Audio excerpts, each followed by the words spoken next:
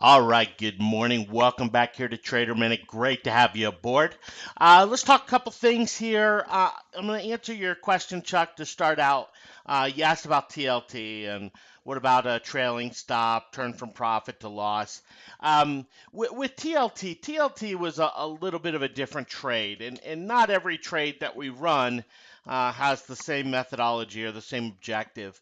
And TLT was a product of the challenge pretty much not gaining any real traction this past quarter, and so we had some drawdowns, and we only had about $600 left, and we had to kind of put a line in the sand. And so on this little bullish engulfing candle right here, which doesn't really matter, but this was the beige book from the Fed.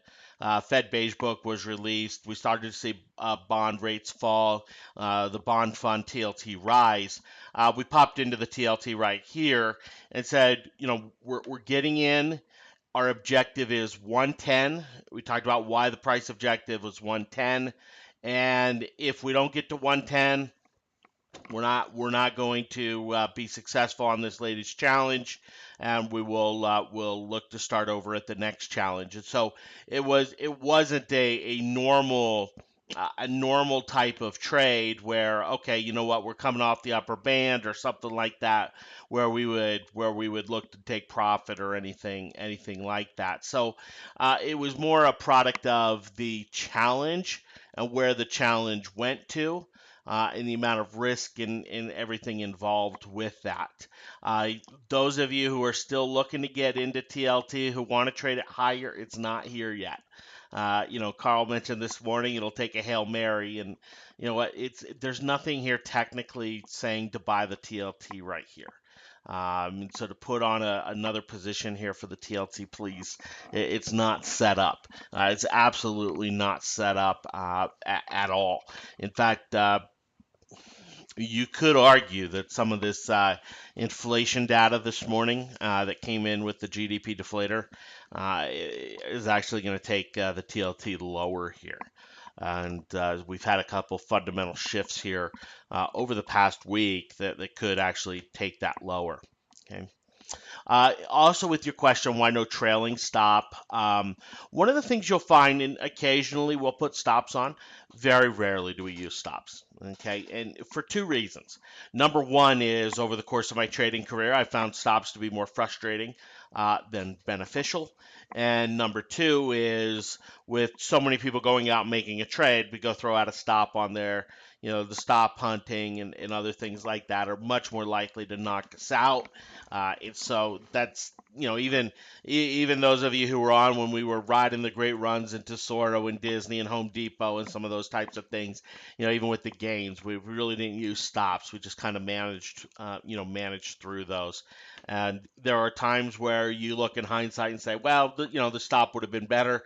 And times where in hindsight you go, oh, okay, good thing we didn't have the stop because it reversed the other way. So it's really kind of trader's choice. I know there are some of you out there who trade along with us and use stops and put them in, and that's more power to you. That's obviously your prerogative and your choice there. Okay. Yeah, Chuck. You swear traders move the stock just to exercise your stop and then move on. Yes. Yep. Absolutely. And from my fund managing days, I just I said no way. Back when I was a college student throwing in a couple contracts, yeah, it didn't matter. But when there's more money online, it's a big deal. Let's take a look at this market here. Market is erasing most of the gains. Here are the S&P futures. I'll put it up on a 1 minute standpoint. Here we see the shoot up here on the ECB action. The ECB is the European Central Bank, and they came out today and lowered interest rates from 0.5 down to 0.25. And in fact, there have been rumors and there have been talks that the ECB might follow some of the pattern that we saw in Japan a while back, where they actually made interest rates negative. So you actually got paid to borrow money. And the first thing I said to Carl when I saw him this morning is I said, "Do you ever remember a time where global markets are at all-time highs and a major power comes out and lowers interest rates because they're concerned about the economy. No, we haven't. We haven't. You could argue in 2007, maybe. We saw the Fed drop rates just slightly as the markets were near highs, as some of the subprime stuff started to come through. But I think that this speaks a lot to what the ECB really thinks out there, and bottom line to the global currency battle that's going on. And what we're seeing here around the world is there's a chase to lower your currency value. So people talk about the dollar and say, well, you know what, the dollar keeps going down. That's a bad thing for the US. In fact, let me pull it up with more data here. And they said, well, that can't be a good thing. The dollar is 33% lower from where it was, 12 years ago. Well, in the whole scenario of currencies, in general, the lower the value of your own currency, the more economic power you have. Okay, we are in a consumer economy.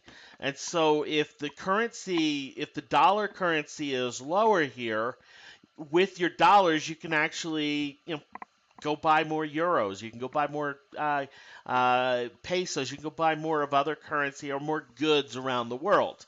Okay, when the dollar is going up, we can't buy as many goods around the world, but we can produce them cheaper. And so there's a balancing act here, and we have seen global economies around the world take drastic measures. I mean, Japan just recently taking drastic measures to chop their currency lower because the currency lift actually puts a dent in their economy in the consumer mentality way. Now China's sitting on the back and kind of letting all this happen, and they're more of a producer economy, and they're gaining a lot of control from this battle that's going on. But it's a battle that's been raging now for about 15 years, and it's a battle that'll probably continue to rage, until we see the euro dissolve. However long that process will play out here. Okay. Yeah, Max, gold and silver not popping in these scenarios. Okay, with the dollar going down or with the dollar going up, right? Gold dollar up big, gold silver are going to lag. And if you look, that dollar and metals correlation has completely come back over the last week and a half. It was a correlation that hadn't been as strong for a while, and that dollar gold relationship has really come back. Where dollar up, gold down, and even more than that, it's euro up, gold up, euro down, gold down, and that's been what the real relationship has been over, since the financial crisis there. Oh, if everyone is printing, why gold not going up? Well, think of gold. Gold is a currency. Okay, gold is a currency, and what are central banks doing with gold? If you look at outflows from central banks, they're actually selling gold. Um, I chuckle at some of the arguments of, hey, you know what? Let's hold gold if there's going to be economic chaos. Okay, obviously this is a big picture thing, but if there's some major economic calamity, what's going to be worth more, gold or silver, or liquor, tobacco, food, those types of commodities that are actually usable. I mean, you're not going to, if we have some global disaster, you're not going to walk around with your gold bar and be able to chip off a little bit of it you know, to buy some bread. And so yeah. Anyway, uh, gold in and of itself is a currency. Long term, you can make the argument that gold, in a very long term way here, is now in a downward cycle. This is the largest pullback we've seen in gold in a long time after kind of exhausting higher. We had a little pullback in gold here in '08, but the upward trend in gold has been fierce, and it's overall outperformed every other currency out there. You take gold here over the last 12 years, and gold's gone from in the 200s up to 1300, and then you take the U.S. dollar, and you say, well, the U.S. dollar's down 33%. So, okay, dollar down, gold up. That relationship makes sense. But in the short term, with some of the corrections and pullbacks and things, those relationships, it seems like gold is down big, but in the long term, we are seeing that relationship there. Okay. All right, let's talk some trades here, and I don't want to make this look like everything's bearish out here. There are a few bullish glimmers here today. Tesoro getting a nice little bounce. We've talked about Marathon. If Marathon's able to trade above 36 for a couple days, it's pushed up into a trend rider bull signal. Very bullish activity here, on Marathon. There are other pockets of bullishness out there, but the overwhelming pattern out there is very much like IWM. Bearish engulfing yesterday, okay, bearish engulfing, and then a gap up today, okay. And when we talked about these bearish engulfings yesterday and looked at the hourly charts, we talked about, hey, do we get that bounce and then that next move back below the 7? That's kind of that bearish move to go after. I've gotten a couple emails already here. Some of you have gone after the IWM this morning, and everything is set up here on the IWM to go lower here, especially if it breaks 109. I would love to get it short the IWM and buy some puts on here. I am looking for 109 to break. It hasn't quite done that. But this morning we got a little bit of pop because of the ECB. Okay, cheap money flows and everything else. But there will come a time where that just doesn't have an effect anymore. Is that now? Who knows? But bottom line is, from a charting standpoint, from a technical standpoint, we're seeing weakness here in the IWM. We're seeing the bearish engulfing. We're seeing it weaken here. And so if IWM breaks 109 here, I'm going to go after it here for the candlestick challenge and looking for it to correct back to the 107 area. Back to the 107 area is what I'm looking for here.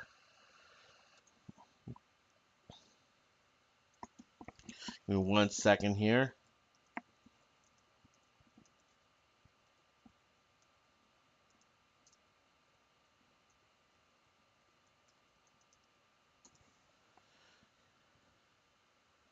Okay.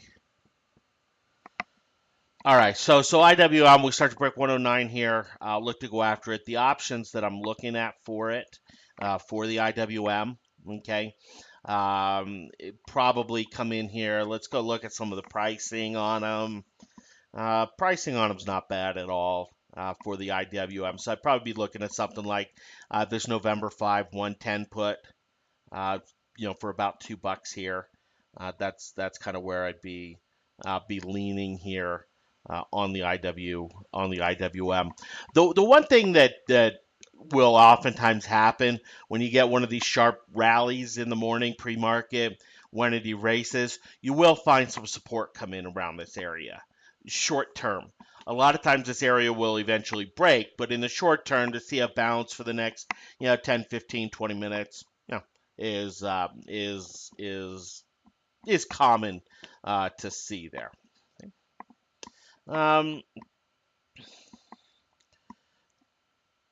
Some of the stocks that created some of the bearish engulfings other than IWM yesterday. Okay, ConocoPhillips or Capital One.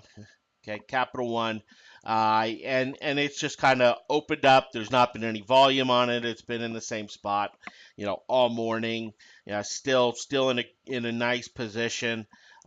Those of you who want to get in, you can get in here using 70 as the stop, and it makes a lot of sense.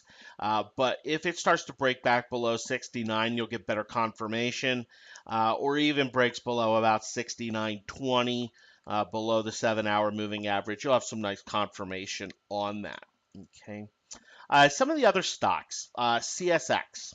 Okay, CSX, bearish engulfing. Notice how it's completely being erased here today. And we are seeing that. Walgreens, we talked about the bearish engulfing yesterday not being that significant.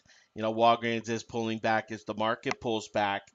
But, a lot of these really haven't had the follow through that, most bearish engulfings will have. Here's the interesting thing, though. A lot of these are now set to move below yesterday's lows. And so they're giving that short-term bounce, that really early morning bounce, and now moving below yesterday's lows. To go short FedEx here, I absolutely can't argue. To go short UPS, a little tougher. I'd want to see it move below yesterday's lows. To short MTG here, can't argue. It's already moved below yesterday's lows. So any of these bearish engulfings from yesterday that have moved below yesterday's lows, the setup is a little bit nicer here. Here's CLR. Um, I had my finger on the trigger here this morning and it moved very quickly. RDN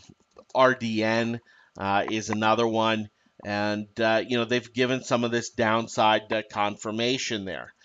Some of the stuff like Walter, U.S. Steel, that we talked about yesterday, they're just being these singular points.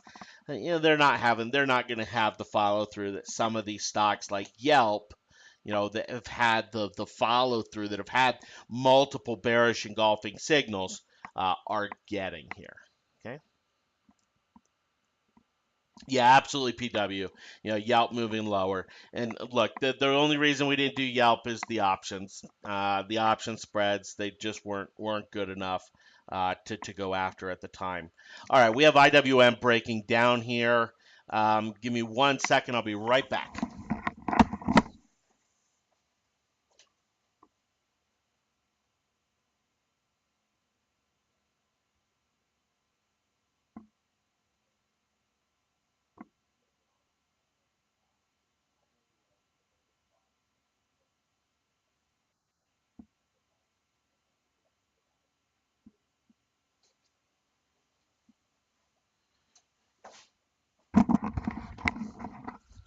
Okay. Yeah, Matt, Kihu breaking down big time. Breaking down big time. So here's IWM. It's moving pretty fast right here. Um, One of the reasons we tend not to make trades in the morning is they tend to move a little bit quickly. And so to get the trade on video in and then get the text and the emails out, that 2-minute process, the price can change quite quickly. So I'm going to look for IWM to stabilize here just a little bit. I'm looking at these November 110s. Okay, these November 5 110s. Let me go price the November 4s here. 6 to 1.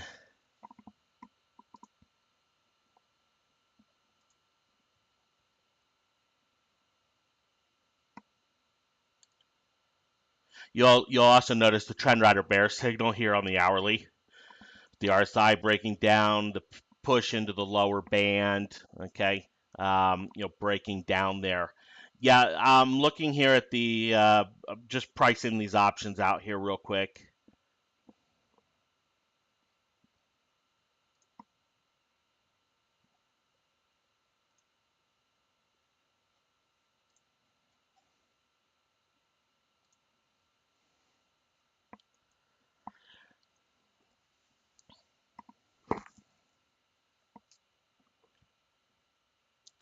And this will be for the candlestick challenge. Yeah, when I say November 5, it is referring to 29. That nomenclature here of the weeklies, okay, you'll notice here on Thinkorswim it'll say November 5. On some brokers it'll say November 29. Some it'll say November 5. It's referring to the 5th Friday of November. Okay, but that is the date. November 29th. And some brokers will even say November 30th. Each broker's a little bit different there. I'm looking for just a little bit of stabilization here in the IWM, to be able to send this out.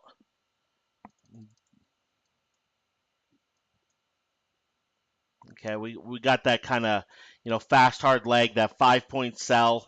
We had some pretty good volume come in to get a 3 4 point bounce here overall. Would make sense here.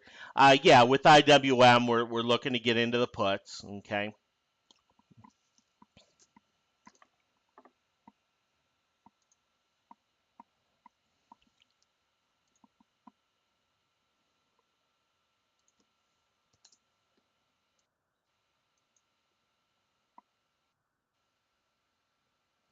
And we'd be looking to do 3 contracts for the candlestick challenge of the IWM. Okay.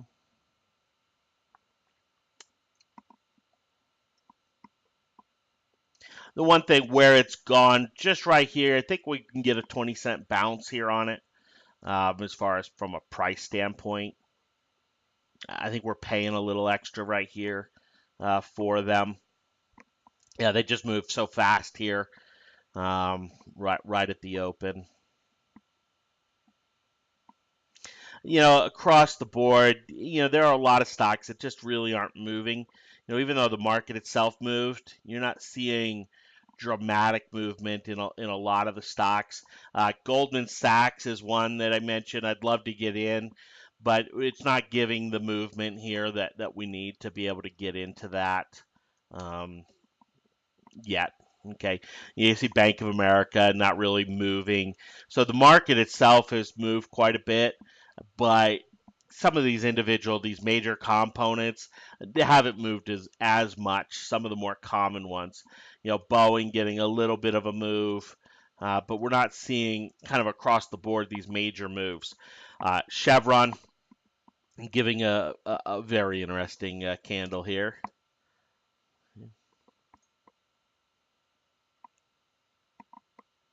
I guess on these options, these 110 options, I think we probably get them around 225. Is about what I'm looking at there to see if we can get those around 225. We'll see if that comes into play here. Yeah, Tesla broke down pretty big, huh? Tesla 143, and you know if it's gonna pull what we talked about with Facebook when it finally started to come back down, it's got a long way to fall. Yelp, just got an email asking price target on Yelp. Yelp's a tough one to put a price target on. Piercing the lower band, I would hold it if as long as it continues to close in the lower band. You're probably looking at somewhere around 55 here for Yelp. Okay. Twitter is not yet open. Twitter will, its IPO price is 26.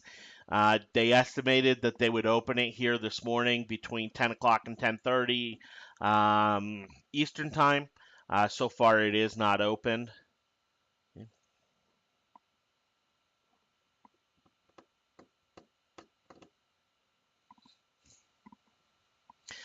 Big reversal here in Vegas Sands today.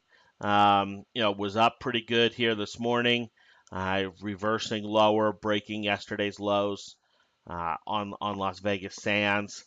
Yeah, eBay, a dark cloud candle here.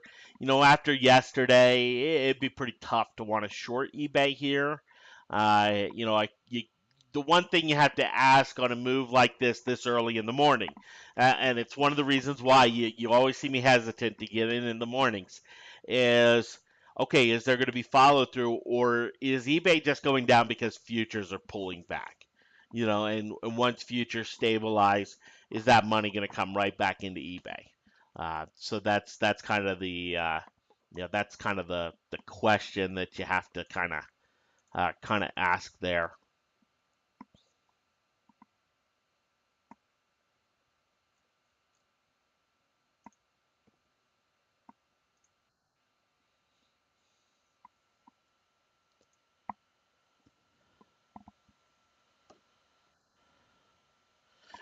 The small caps are underperforming here since the open. Overall in this market, what is getting hammered here today is the Nasdaq. The Nasdaq is pulling back the most. It's showing the most weakness here. Goes right to your theory there, Max, on the Twitter. Okay. Very nice, Deb. Very nice, Deb.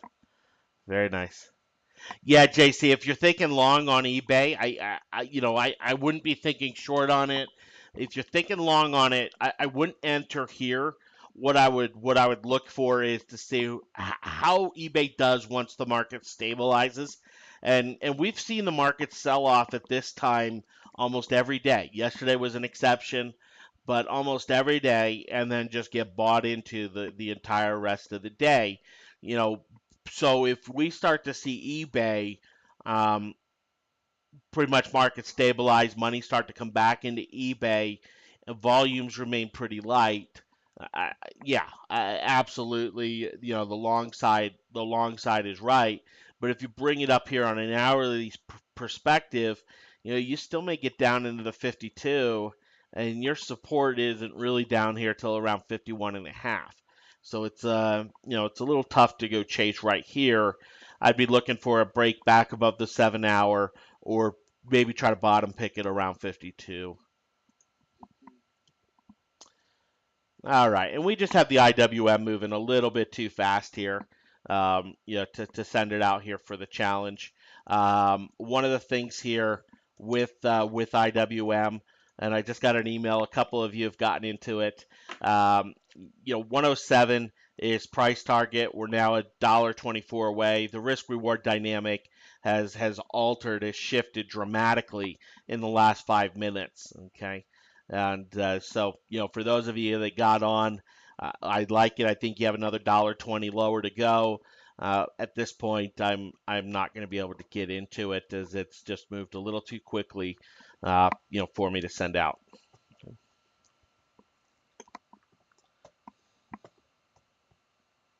I've been asked, in fact, a lot of you have sent me really constructive emails.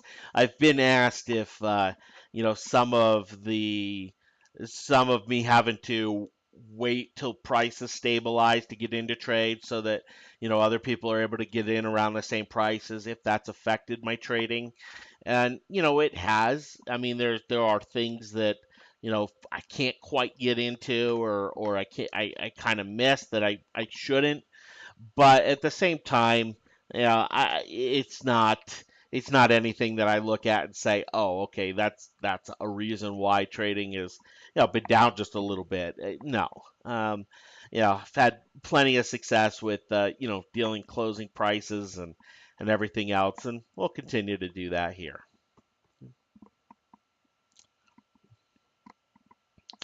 All right, so IWM kind of moving a little bit here. We'll see if this stabilizes a little bit. If we get some sort of entry there, we'll go ahead and take it. Give me a second here. Okay, yeah. TLT here. Yeah, it's green. No, it's not a great buy point. Okay, it's not a great buy point right here. I'd rather buy the VIX. If you're looking for a safety trade, if you're looking for something that would pop if the market drops, I'd much rather buy the VIX. I'd much rather buy the VIX. VIX dropped below 13 yesterday, popping back up a little bit. If you're looking for, hey, the market is way too complacent here, and you think, hey, market's got to take a strong pullback. I'd look at some of these December VIX calls. You can pick up these December 13 calls for 230 right here. Heck, you can even go out to the December 15th for a buck, and the VIX comes up into 16 or comes back to where it was in October. You're in a huge home run position here with the VIX. Okay.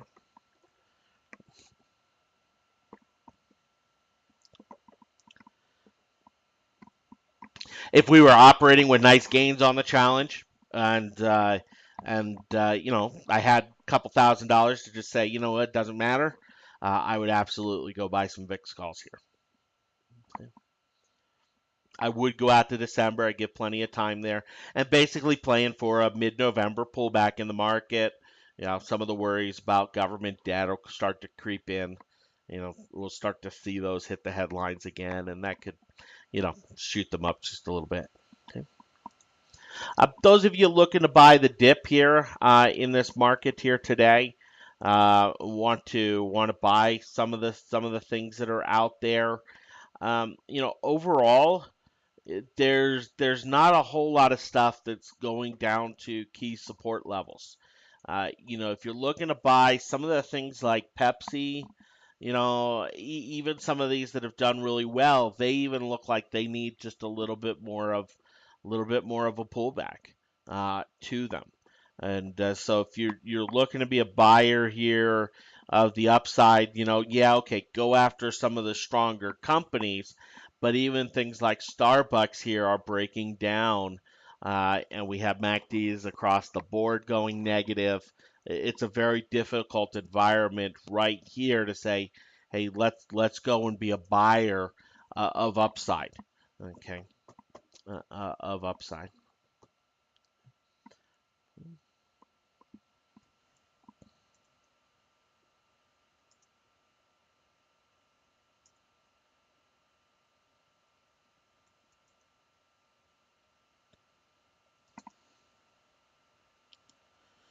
I mentioned yesterday rig around 51 and a half, 52 would be a very interesting short.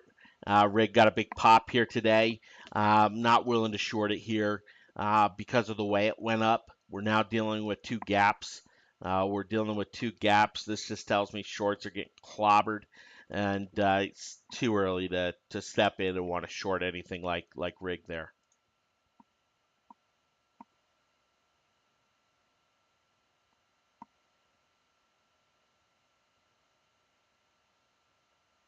IWM stabilized just a little bit here, down about 70 cents on the IWM.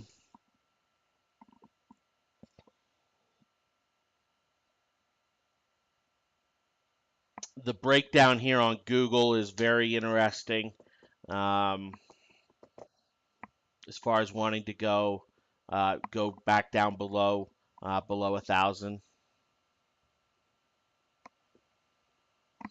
Yeah, EMC here. Yeah, you have this little downward channel, a little shooting star going on here today. Um, EMC and who is it? VMware, VMW. They kind of trade hand in hand.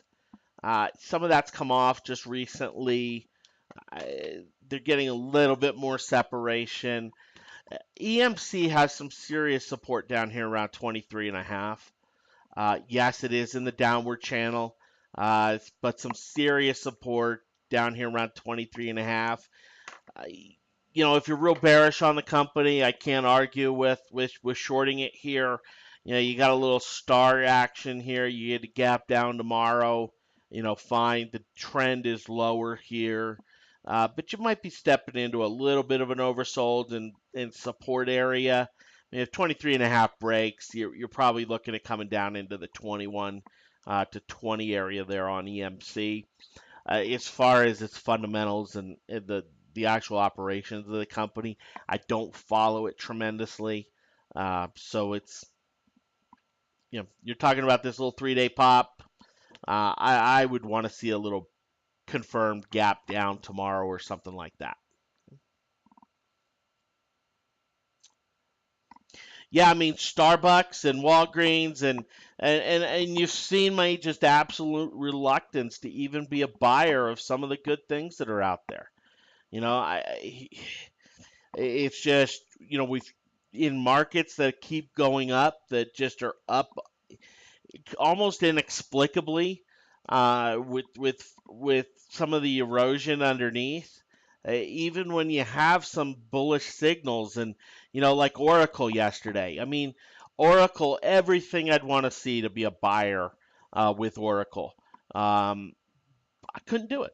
I couldn't do it just simply because of where the market is, and I've just seen good stocks just absolutely get whacked hard, in these type of environments. Okay, yeah, Capital One hasn't really traded much at all here today, and it's like the financials.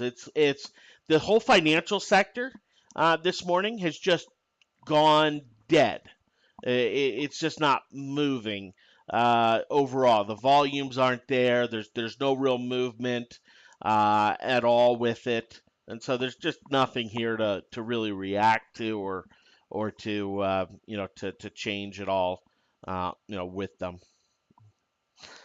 Some days where you see the market go down, you'll see, this morning a lot of it's energy, right? Energy is the one that pulled back the strongest here this morning, okay? And so you'll see kind of throughout the day a cascade effect where, okay, energy and materials will go down initially, market will stabilize. Then what you'll get is you'll get two other sectors start to go down a little bit later. Um, on the most bearish types of days. And so you'll kind of see this cascade effect throughout the day. Is that going to happen here today ahead of tomorrow's, government jobs report? Eh, not not not necessarily. Not necessarily. I would be surprised. I would be very surprised to see huge follow through on the downside of this market today. Um, Meaning for the market to fall another 10, 15 points. I'd be very surprised to see that ahead of the jobs report tomorrow. Okay. Just think about the jobs report. Whether the jobs reports have been good, bad, in line, ugly this year, every time market's gone up on these jobs on the jobs report. So, there's probably going to be some players out there anticipating for that, and trying to anticipate that just a little bit, especially some of the algorithm traders out there. Toyota was asked about Toyota here this morning. Toyota, had some good news yesterday. Uh, Going gapping down here today. The Japanese markets were pretty weak last night. The Asian markets in general were pretty weak. Toyota still has this, this really nice pattern, this very bullish consolidation pattern. Okay, so if you look at Toyota, you're talking about a very bullish consolidation pattern here, but it hasn't broken out. Yeah, it's down near support. Can you buy it here? Sure. You can even argue Toyota strongly oversold. Getting back to this minus 200 on the CCI, which is where Toyota has been when it's bounced, okay, each and every time. We've seen the CCI back at this level. So can you be a buyer of Toyota here? Sure. Absolutely you can. Where do you put your stop? That's a little bit more difficult. Okay, if you're looking for Toyota to break out and buy a breakout, you're looking for 132 to break to the upside there. One of the things, and these patterns are highly bullish. They're very bullish patterns because you get this resistance point and you get support climbing up, and they tend to break out to the upside. But having traded these patterns many times over the years, one of the things that I find is they actually tend to break down. They tend to break down and then snap back up and start to move higher from that point. So, with Toyota, I would not be surprised to see that, see some sort of breakdown, come down into the 120, 122 area, and then kind of into the end of the year, just rally strong and break up. And that's one of the things that we could see. Yeah, ABX moving to the green. Yeah, I mean ABX here. Look, there's just not a whole lot there to get it off of this price level. There's just not a whole lot there since they issued the stock. It is a gold miner, so I'm not gonna, take this whatever $50 that's left in it and cash it out, just because hey, gold miners they can jump 10% in a day, with something weird. And do we get that? I don't expect it, but yeah, could happen. Okay. WMB, yeah, WMB. This is interesting. It does have some support here at 35. Let me annotate this. Well, here, let me zoom it in. There we go. Let me see it better. Okay, so we have a couple levels here. We have this 34 level, we have this 35 level. And that's really created from this earnings move, this gap up here, here in August. I'm assuming that's earnings. I don't know for a fact, but something fundamentally happened here. Okay, it pulled back. Okay, it found support here around 34. No major volume at that level. Okay, then the big volume was here. Okay, here at the beginning of September, around about 34.80, and so that's kind of your real support area. The one that I would be really nervous if it broke this level. Um, can you be a buyer of it? Sure. Are there some danger signs that support will break? Yes. And that danger is the elevated volume here on the pullback. Notice how these other pullbacks here in October, volume not nearly as much. Okay, volume not nearly as much, and volume much greater here. In order to be a buyer of WMB here, I would want it to break back above the 7-day moving average. Okay, see it hold support and then break back above, and move on higher there. Yeah, CBS, Ken, and I haven't gone through the earnings yet here on CBS. It's it's a mild reaction. Obviously down 2%. Stinks, but a modest reaction. Let's go take a look. I just saw the headlines on it this morning. With CBS, we're talking about a stock that's in a sector that's white hot, and we've pretty much seen the earnings from the other players come out and be really good. I mentioned to you yesterday that with CBS, there's probably not going to be a huge surprise, and they reported pretty much in line. Let's see if we can get a view here on the whoops. Revenues just a bit light, earnings in line. I want to see more detail here. Let me see if we have that here. All right.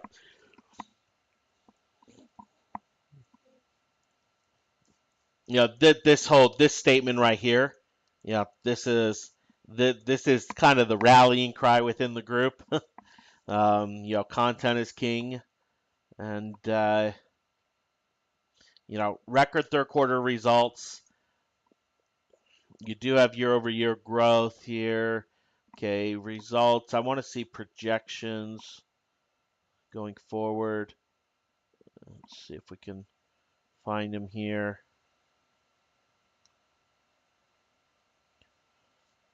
Okay. Let's see the forward-looking statements here on earnings.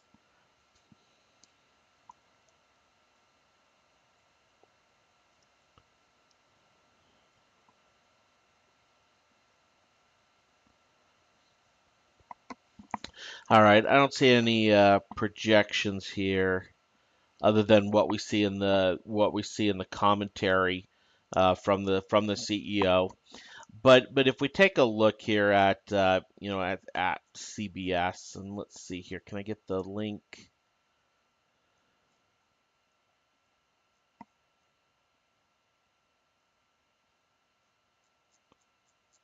Maybe. Man, they put a lot of data down here. Maybe it's not giving it to me because I'm not logged in. But year over year, they continue to have growth. They continue to be in a solid sector. If you're looking at CBS from a long-term perspective, okay, from a long-term investment thesis perspective, there's nothing here to say, oh, something's wrong with CBS. It's probably due for a drop down to 40 or something like that. There's nothing in the earnings that say there's anything wrong. This to me is more just, hey, you know, they're just taking some profit on it in the short term, and it's still something that from a long-term perspective, you have continued growth, and even if you have economic chaos come about, this is the type of stock that's going to do pretty well, because you have people rotating into more television watching and stuff instead of going out. Okay. Yeah, Chuck, opportunity or stay away from China. Um, Yeah, China's always hotly debated. You can look at China in a couple ways. Here's the FXI. The FXI is the China 25 Index Fund. There are a bunch of different China funds out there, um, and you can kind of see they've really underperformed the global market in general. And a lot of that is because with some of these Chinese stocks, like Chuck, you mentioned they had great earnings. Did they? You know, did they? There's always a question in the back of investors' mind because they're not held to the same regulatory standards as many other companies around the world. And so a lot of investors got burned back in '05 and '06 and '07 as some of these China stocks started to play the game of, hey, we can IPO and we can sell for 40 even though we're worth 40 cents. And so they would IPO, they'd open up, they 40, $50, and they were penny stocks within 5, 6 months. And so, there's been a hesitance and a reluctance from the broader investing community to trust, what they see overall in China. Some of the stocks that have been able to gain a greater amount of trust are the stocks like Baidu, some of the more established ones like Sina, China Mobile. Okay, has gotten a little more trust. PetroChina, PTR, SNP. But as I go through these, they're pretty. They're showing some weakening signs here. Okay, so when we go and look at your two tickers, that's SFUN. Okay, S Fund. You know, moving down 7% and already being well off their lows, $5 off their lows. These are the type of plays where if I'm going to play them, I'm only going to put what I'm willing to lose into the trade, and I'm just going to let them go. I'm going to close my eyes. I'm going to revisit them 3 weeks later, 4 weeks later, and hey, if it ran my way one way or the other, great. If not, oh well. I'm not going to try to, key off of their earnings or anything like that. Okay. Beta, something similar here. Yeah, bearish engulfing or whatnot. But this is a stock that we could be looking at $50 in 2 months from now, or we could be looking at it trading at 14. Um, they're nice straddle candidates as far as trading straddles for those of you who like those. Um, these China stocks can be very good for straddles, but in general, these smaller cap China names, I'm very reluctant to play with anything that's not an all or nothing trade. I'm very reluctant, especially from an investment standpoint, to look at those at all. Okay. Yeah, Qualcomm. Qualcomm here, SPM. And Carl mentioned Qualcomm. It gapped down here today. Probably time to get out. Why? Because we have the analysts coming out and buying it and defending it hard. Goldman Sachs. I always get nervous. Goldman Sachs isn't always right, but they're kind of the bus driver in the market.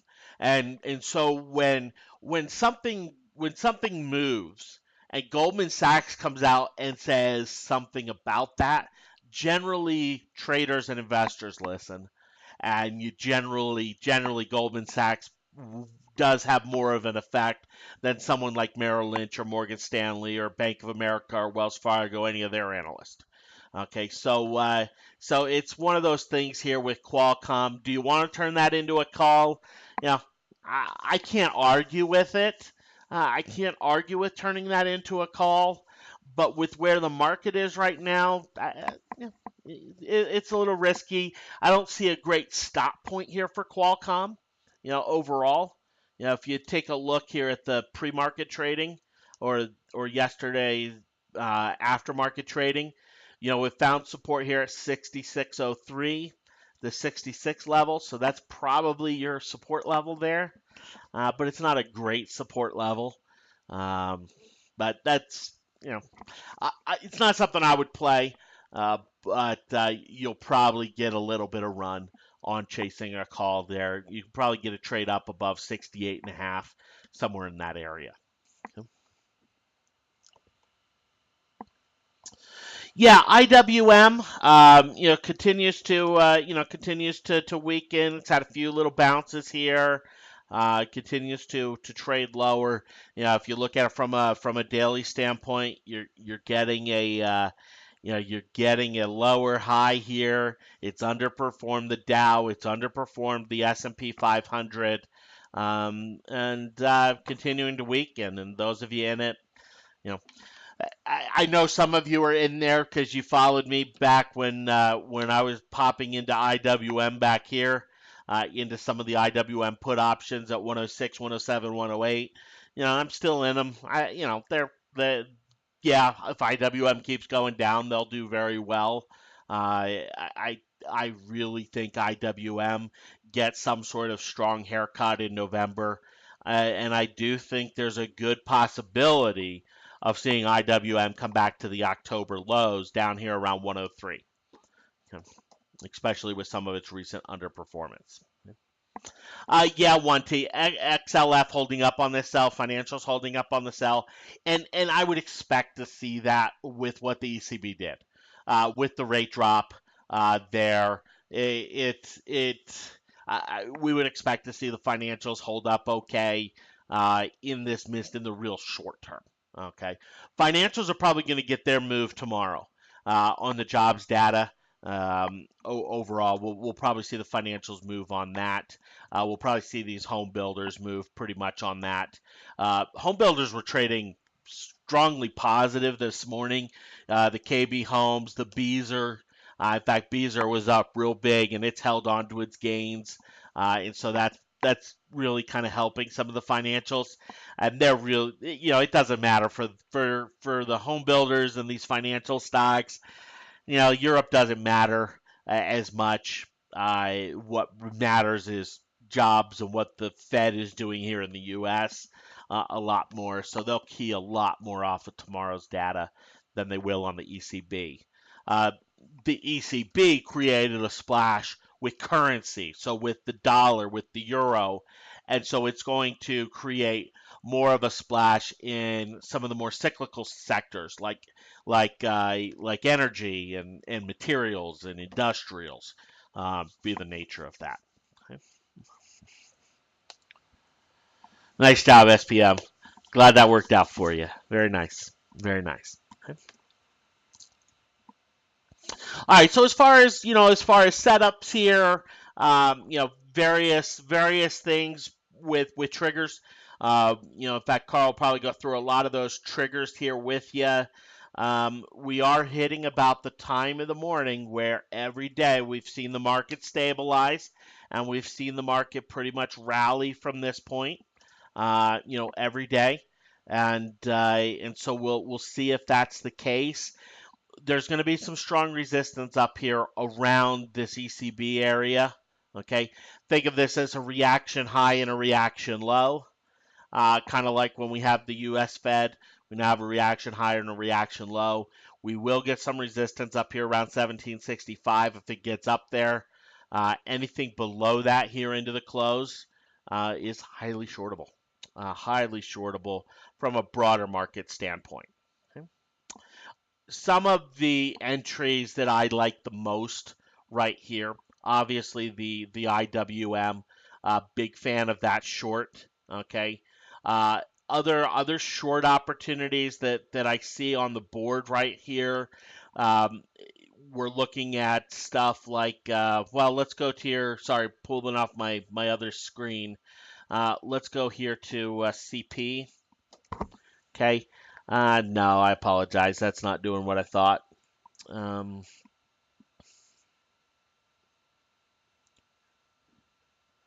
Sorry, give me 1 second. I'm just running through a few of these. Okay. Um, your win. These casino stocks. Trend Rider bear signal here on win. Okay. Your Las Vegas Sands. Okay. Big bearish engulfing after gapping higher. These things are so overly valued and we're now seeing a cascading effect, multiple bearish signals coming in. MGM perhaps the best of the breed within these as far as from a short standpoint. There, so these casino stocks probably some of my favorites out there for entries right here. Yeah, Yelp continues to slide. Down about 250 here. There's a short-term support right here for Yelp, but it is hitting it on a lower high. Chances are that support breaks. I wouldn't expect Yelp to have more of a major move right now. Okay, more of a major move right now here with Yelp. I wouldn't expect to see, but if it we get a second day second day, excuse me, let me rephrase that. Not a major move here in Yelp into the end today, but if it were to gap down and continue lower tomorrow, you're probably talking about looking in the 50 to 55 area as your price target there. Okay.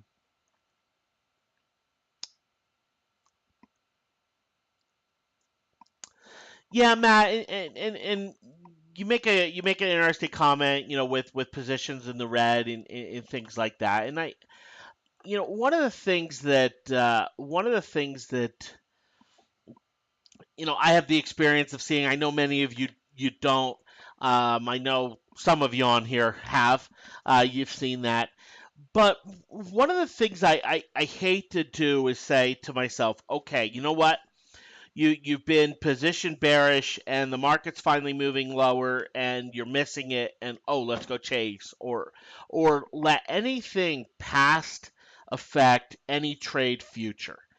It doesn't work. It just doesn't work. It actually compounds issues. It makes for a lot more trouble. And so, some of the things that I talked about with, hey, the challenge not having done as well, or need to make a few good trades here. Yeah, obviously, need a few good trades. Would the market doing something crazy help some of those things that we have? Sure, but always having that eye kind of looking forward. You'll notice on each of my charts, I have this extra space here. What's it going to do going forward? It's one thing to look at the past. Where's it going forward?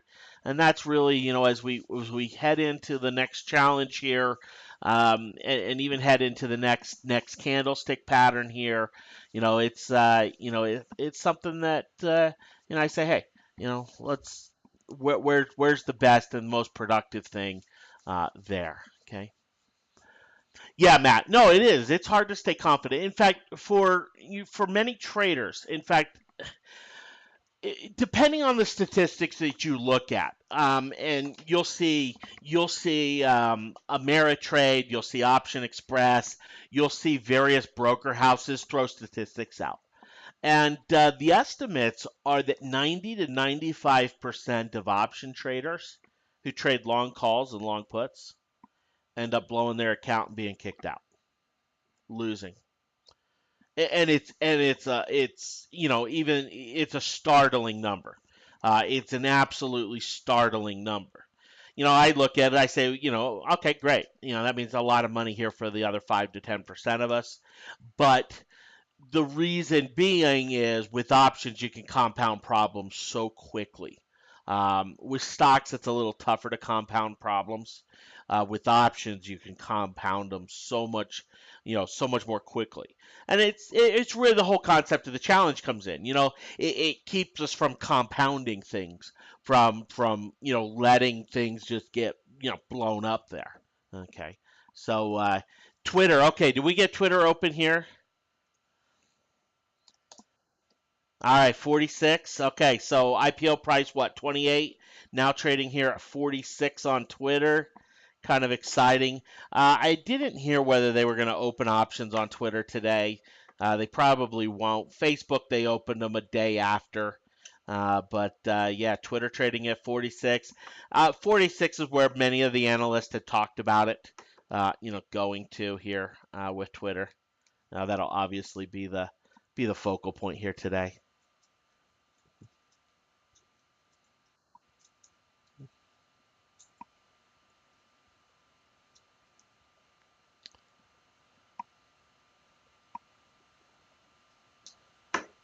15th of November for the options. Okay, so they're not doing them till next week. Okay. Okay. Interesting. Interesting there. Yeah, PW, you said when past trades deplete trading account, the past does affect future trades. And yeah, I mean there's an effect on future trades, right? From a dollar standpoint. But you can't I can't let a trade, I can't sit here and go, okay, TLT, right? I can't sit here and say TLT didn't work. Okay, now I'm not going to get into another trade, or I'm going to try to change a whole system or change everything that I've done because TLT didn't work. And that's kind of the point that I make. Yeah, I mean, look, and I know some of you came onto the challenge with $3,000, and unfortunately, this challenge hasn't worked, and you're saying, well, okay, you're not able to kind of do another one. Some of you are in that position. There are others of you that are on here who, you have much larger trading accounts. You came in 3,000 is okay, it's significant, but it's not a lot of risk, and okay, you kind of take what the challenge mentality is of, hey, we'll run with it with 3,000. Doesn't work. Okay, start the next one. And over time we see the overall returns on that. Okay. Okay.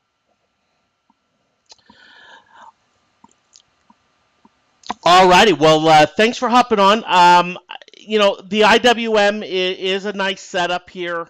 As far as for an entry, though, I'm going to wait till closer to the close here, and go and look at it from that standpoint. It is in a position to bounce here. We're seeing this bounce come in, probably 108, 10 or excuse me, 108.80, 108.90 is probably the point there for that. Okay. Yeah. Okay. Before I hop off MHK, yeah, Mohawk Industries. Yeah, you basically have the gravestone candle. It's been bleeding on light volume.